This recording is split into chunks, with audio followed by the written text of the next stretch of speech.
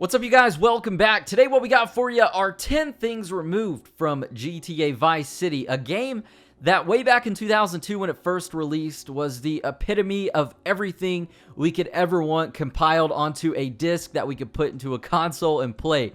From the amazing scenery and location, the vibrant colors, characters, and the storyline, this game definitely revolutionized the video game franchise. And believe it or not, out of every GTA game, Vice City was changed really the least from the beta version to the final version. With the exception of major map changes, everything else was minor, and everything we have in the game was pretty much there from the get-go, which is pretty cool. So if you guys have been enjoying the series so far, be sure to give it a thumbs up. I'd like to challenge you all to 2,000 likes if you guys would like to see me conclude the series with 10 things removed from GTA Vice City stories and Liberty City stories. So that said, here we are with 10 things removed from GTA Vice City.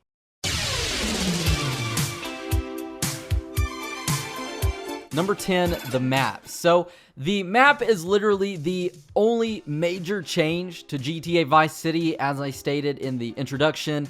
Everything else is pretty small and minor compared to this. So there's actually two ways to check out the beta map in Vice City. The first one is a map that's actually located under Sunshine Autos, and it's the official beta map from the game, and we can note some major differences to this. The first one being Fort Baxter, which actually didn't exist, and it was just another area of the airport featuring a fourth runway, and we can actually see the remnants of this, such as the famous Ghost Tower. It was the second air traffic control tower, and it can be seen from a distance, which is cool. The Vice Point Mall, it was actually just a suburban neighborhood. There was no lighthouse, and there was no Hyman Memorial Stadium. None of these things existed. So that's really cool to see that we can actually check this out from the beta map that can actually be found left within the game. So cool little Easter egg there by Rockstar, but there's actually a second way to see this, and it can be seen through an air brake mod or a no-clip mod on the PC. And due to the game's low streaming capacity when we are in one area of Vice City or just on one side of the map, the other side is actually rendered in a very low resolution, allowing us to check out and see some of the differences in the beta versus the final version of the game. And that's actually one way that we can see the Ghost Tower that I mentioned before. Number 9, the Gator Keys. So it goes without saying that Vice City is undoubtedly one of the smallest, if not the smallest, maps and settings in the GTA series. And originally there was set to be a chain of islands called the Gator Keys, based off of the real-life Florida Keys.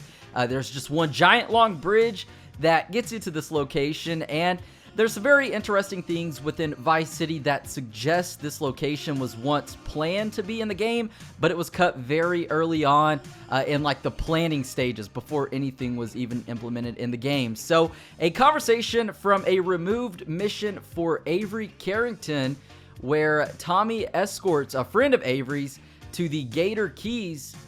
This can actually be found within the game files, and it's very interesting. So we do have the dialogue for this, but we don't have actual voices. But the premise of the mission was escort Avery Carrington's friend to the Gator Keys.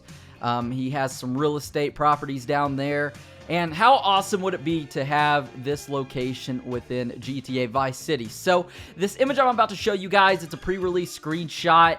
We can see in the background there's a bridge, and what's interesting about this bridge is it looks like it loops around and goes out into the ocean, opposed to just going to the other side of the map or the other island. And in game, this kind of looks like it would be the Lynx Bridge, but it also doesn't, because the bridge doesn't look to connect to the other side of the island. So could this have been the bridge that would have gotten us to the Gator Keys? Who knows? That actually brings us to number 8, the Everglades, a real-life swampy region that's rather close to Miami, Florida. It amasses over 1.5 million square acres. Now, this is a location just like the Gator Keys that probably never made it past the planning board with Vice City. So it was never implemented in the game, never drawn up. But there is a texture within the game files called Everglades 2 for a piece of grass or a weed. I know it's big news right there, but I just did want to include this in the video because I did find it rather interesting that maybe at one point Rockstar did have a concept for the Everglades in Vice City, but did decide to remove it from the final version of the game. Number 7, Beta Tommy. So there are tons of concepts that show Tommy was originally to be based off of Tony Montana, the protagonist of Scarface, or just the main character in this movie. And it's actually the movie that the whole game of Vice City actually pays homage to. There are also a couple different appearances for Tommy as well. There's the alpha and beta appearances where Tommy actually features a short, fatter stature and also like a younger, less detailed version of the final version of himself.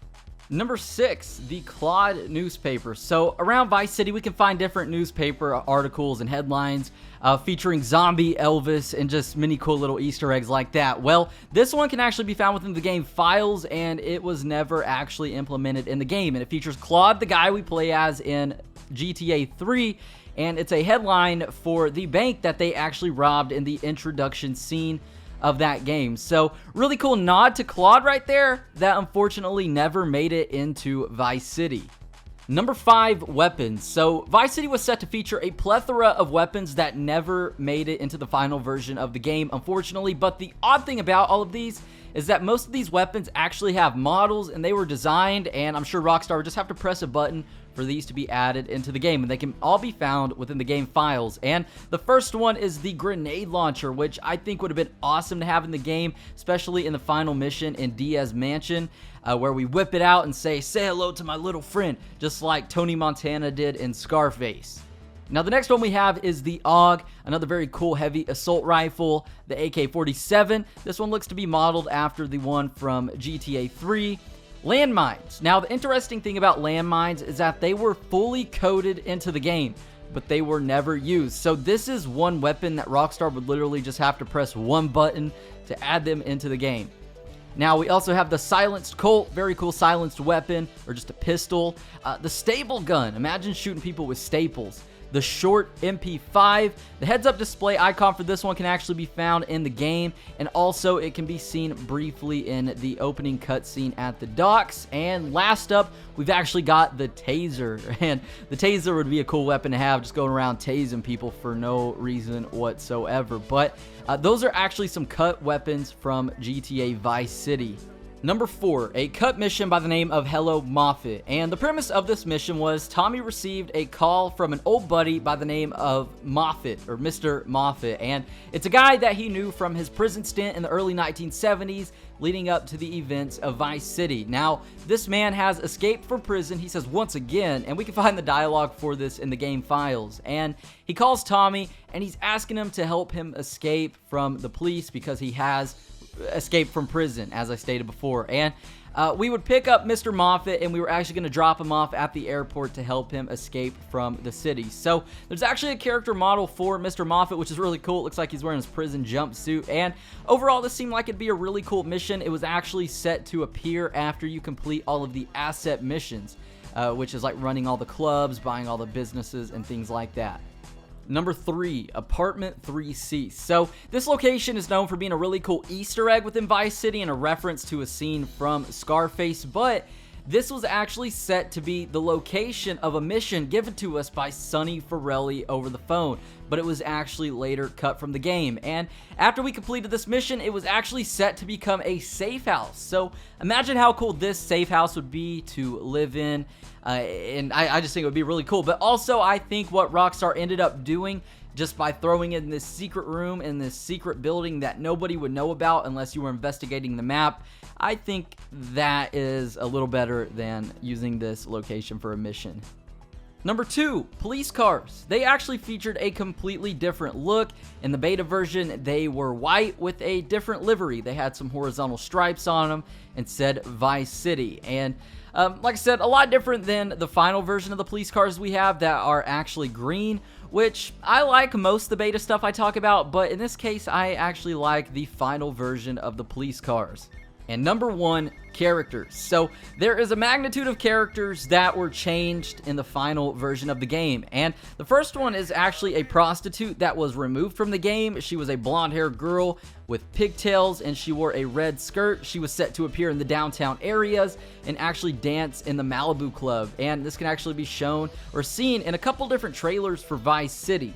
Now, the next character is Lance Vance, and he originally wore a purple suit with a black undershirt according to the concept art for him. Also, Eddie Murphy was actually planned to voice Lance Vance and was a major inspiration for what Lance would have looked like if he would have been based off of Eddie. This can actually be seen in a couple different sketches for Lance.